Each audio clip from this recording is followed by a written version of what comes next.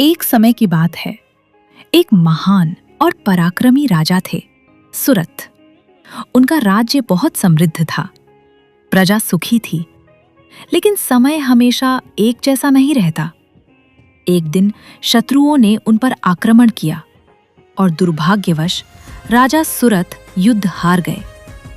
उन्होंने अपना राज्य, धन, सेना सब कुछ खो दिया। अब वे अकेले दुखी मन से जंगल में भटकने लगे। भटकते भटकते एक दिन वे एक शांत आश्रम में पहुंचे, जहां एक महान ऋषि तपस्या कर रहे थे। वहीं उनकी मुलाकात एक और दुखी व्यक्ति से हुई, एक व्यापारी जिसका नाम था समाधि। समाधि वैश्य भी अपने ही परिवार से ठुकराया गया था, जिनके लिए उसने सब कुछ किया। उन्हीं लोगों ने उसे घर से निकाल दिया। दोनों एक दूसरे का दर्द समझने लगे। राजा सुरथ बोले, मैं सब कुछ खो चुका हूं, फिर भी मेरा मन बार बार अपने राज्य और प्रजा के बारे में सोचता है। मैं उनसे अलग क्यों नहीं हो पा रहा? समाधि वैश्य ने भी कहा, मेरे अपने ही मुझे छोड़ गए, फिर भी मेरा मन उन्हीं के लिए चिंतित रहता है। ऐसा क्यों होता है? इन सवालों के जवाब पाने के लिए दोनों ऋषि के पास गए। ऋषि मुस्कुराए और बोले, ये सब मां दुर्गा की माया है, जो हर जीव को मोह और ममता में बांध कर रखती है। फिर उन्होंने कहा, अगर तुम इस दुख और मोह से मुक्ति चाहते हो, तो सच्चे मन से देवी की उपासना करो।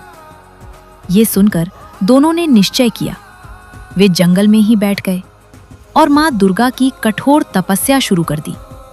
दिन रात भूख प्यास की परवाह किए बिना वे केवल देवी का नाम जपते रहे।